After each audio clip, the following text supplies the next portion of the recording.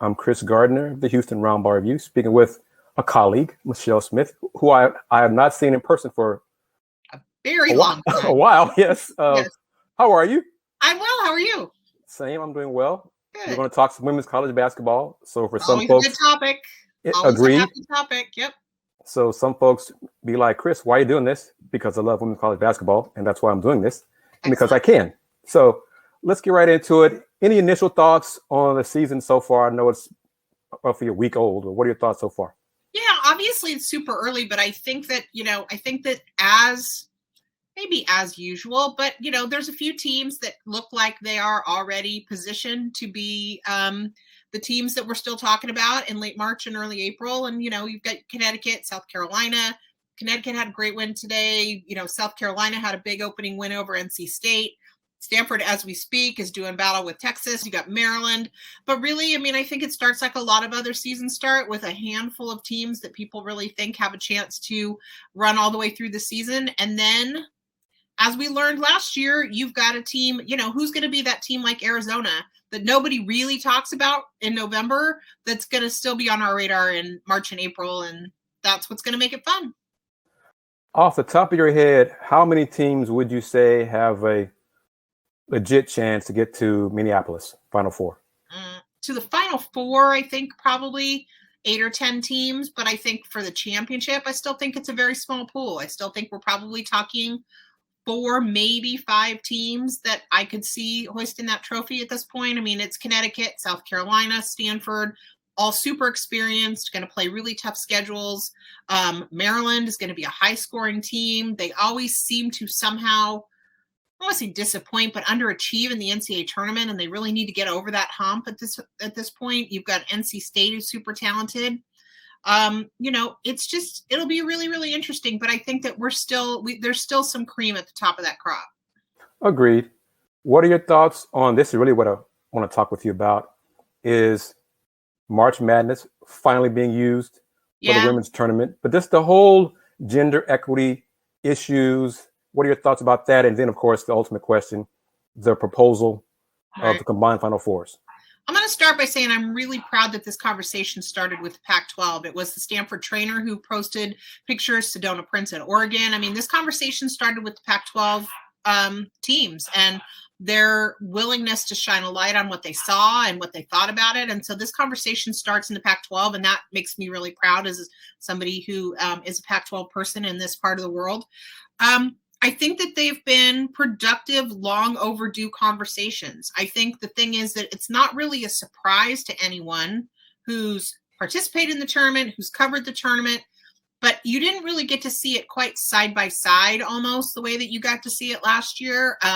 Women's tournament operates in its own sort of space, and men's tournament operates, and the differences because you can see them on your television. You can see them all over. You can see them in how the game's promoted. You can see them everywhere. But I think that somebody putting up a mirror to that, especially when they had to share some space and say, this is what they got and this is what we got. Are you kidding me? Like that was a moment. That's a tipping point, right? So, I think these are great conversations to have. I'm thrilled to see March Madness being used for the women. I would love to see them gender the men's tournament the way they've gendered the women's tournament. I have for a long time wanted to not assume that the default NCAA tournament without the gender reference is the men's tournament. So let's call it the NCAA men's tournament and the NCAA women's tournament. That may not seem like a substantial change to a lot of people, but it feels like an acknowledgement of the women and pulling them up into an equal footing with the men, rather than it being, well, clearly the NCAA tournament is the men's tournament, and then we'll, put the gender qualifier on the women's tournament.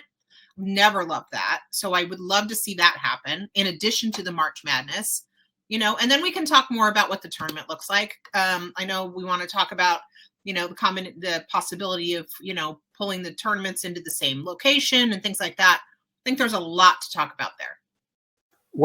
Have you heard, because so far I have not spoken to a coach who is in favor of the combined Final Four proposal. Have you?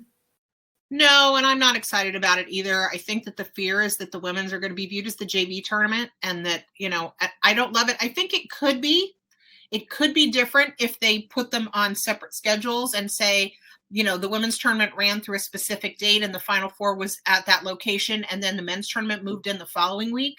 It could be that works out, and then they've got all the infrastructure set up and all of the perks and the good stuff set up for the women, and they're already going to be set up for the men. That might work. I might be more inclined to embrace it under that scenario, but running them concurrently, I really don't like that idea.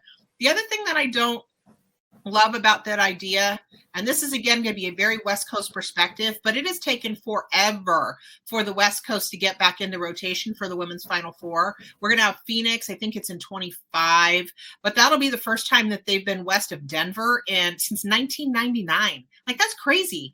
Right. And I want to see Portland bid, and I want to see San Francisco bid at Chase Center, and I want to see those West Coast cities bid for the Final Four and have them bring it back. And I fear that if they do this large-scale format, that we're not going to see as much of that. And I think for the women's tournament to be able to be a little bit more national than it has been with, I've covered Final Fours over the last 15 years, and we've been to Tampa 2 or 3 times and Indianapolis 2 or 3 times. And there's nothing wrong with those cities, but I want to see this thing move around because we know the power base of basketball's moved west. We know Pac-12 has shown up big time. Let's get some tournaments. Let's get some NCAA Final Fours and move them around. And I'm afraid this would get in the way of that. So based on what you just said, I'm going to ask you, I think I know your answer. Yeah. But Gino Auriemma, one of his ideas was to kind of have the Final Four, the women's Final Four in one city, like for softball and other championships. Would you be in favor of that? No. Nope. Thanks for sharing, Gino. Like, if that one city, what's that one city going to be? I mean, I don't know that Gino's going to tell you that he thinks it should be in Hartford. I mean, it's not that, he's not going to be that. It's not that plain of an idea, but I don't know that I like it. I mean, I know that it helps with planning. I know the Final Four is difficult for fan bases. I'm going to acknowledge that. But if you have a good team and you think they have a shot to go to the Final Four, and you buy tickets to go, you buy tickets in advance to go to Minneapolis, say for this year. So say you're a Stanford fan and you're like, I like my team's chances to go to the Final Four and I'm going to buy my tickets for Minneapolis. Are you not going to go if Stanford doesn't go, or are you going to go and embrace the game in a different way and embrace different teams in a different way, or embrace a Pac-12 team that's there if it's not Stanford, if it's Oregon or UCLA? I mean, no, I don't want to leave it in one place. I don't like it. I think his idea was Tampa be the one city for every year. I could make a lot of friends in Tampa by going, no, like, it's fine. But, we've been to Tampa but Florida doesn't. No, we'll move it around. Okay, fair enough. Have you seen a change in a mindset of women's basketball fans? Because for a while, I'm not going to age you, but I've covered women's game a while. Yeah. Going on 20 plus years or so. And initially, it was fans of just my team. Right. That's only who they wanted to support. Have you seen a change to now being fans of the women's game? I don't know if it's about the support. I think that, I think fans want to support teams that are around them if it's not their team. I think fans want to see players. People wanted to see Sabrina Ionescu. People want to see Caitlin Clark in Iowa. People want to see players, the best players. They want to see them play. They want to see them play in person. I think that's why, some of those big games draw really well. Like, I don't know if it's about support universally, but I think it's about wanting to see those great players. I want to see Paige Beckers play in person, right? Like, people want to see the best players on the big stages. So I think it's not necessarily about support, but I do think that there's, depending on the camaraderie, I think in your league, I think any number of fan bases, the Oregon fan base, I think would support Stanford if Oregon's out and Stanford's in, or UCLA or whatever. I think there's a regionalization that happens, but I also think there's a desire to see the best players play on that stage. Back to geography. How about Vegas? Would you like to, Debbie Antonelli's suggestion, she's, hammered on for a while. Elite 8 idea in Vegas. I don't have a problem with that. I want to see the Final Four move around. I want to see the game's biggest stage move. And the Final Four is the biggest stage there is. And I want to see different communities get to embrace that event and get to see what kind of benefit there is to their communities to bring women's sports fans into their communities, and the way that they spend money and the way that they support businesses and things. Like, I want lots of places to experience that. if you want to run a Elite Eight and a Sweet 16 tournament in Vegas and add to the interest and add to the ability to buy people to buy tickets and things, like, I'm for that, but I want to see the Final Four move around. And I'm biased because I've been on 2 or 3 committees trying to get the women's Final Four here to Houston, and without success. So I still hold out hope before I die that Houston hosts a women's Final Four. Yeah. How would you got a magic wand, Michelle Smith. Yeah. I'm going to let you wield it. How would you enhance the women's game?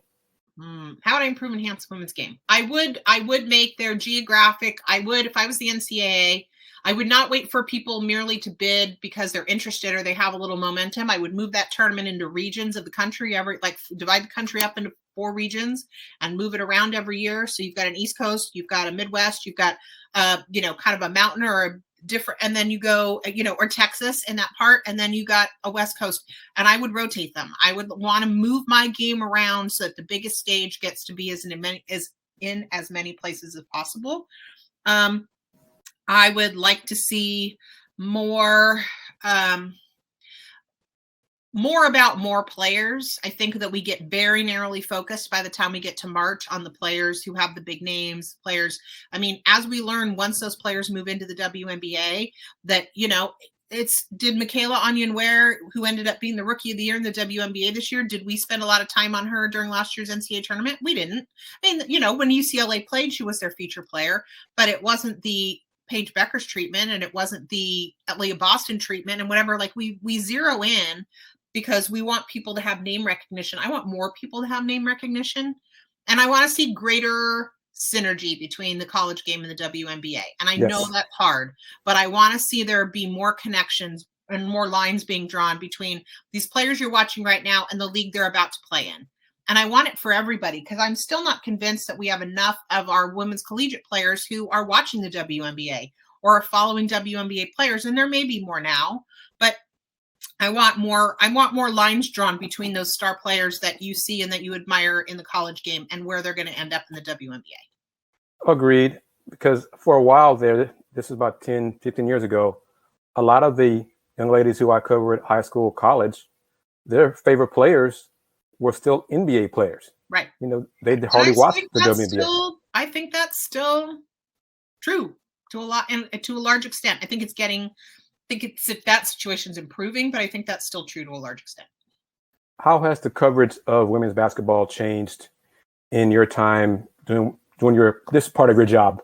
I mean, gosh, in so many ways, and the pendulum has swung in so many directions, right? So I covered it for a newspaper as a beat in the early through most of the 2000s. I traveled with Stanford for the San Francisco Chronicle. I would go on the road with Cal. I went all the way with them, and I was part of a newspaper. It was a newspaper beat, like the baseball teams are a beat and whatever, right? And then the bloodletting started at the newspapers, and then people started leaving. And then you run into this situation where you have more and more people. I would think of somebody like my friend and my colleague, Sue Favor, who covers basketball down in Los Angeles, and she's a teacher full-time. Mm-hmm. I have a full-time job now outside of sports writing, right? I work in public education, and I do the gigs that I do on my time because I love it. And there's lots of that going around. I think there's still lots of young people. I'm excited about the number of young people, particularly on social media, that want to be on a platform like The Next, which is Howard Megdal's platform, right, or whatever. But we know that, and Howard will admit that these jobs aren't paying a lot. People are doing it so far too much women's basketball media right now is still for the love of the game and for the love of wanting to cover the league, and not people making a living doing it. Number of people who are making a living covering women's basketball is still obscenely small.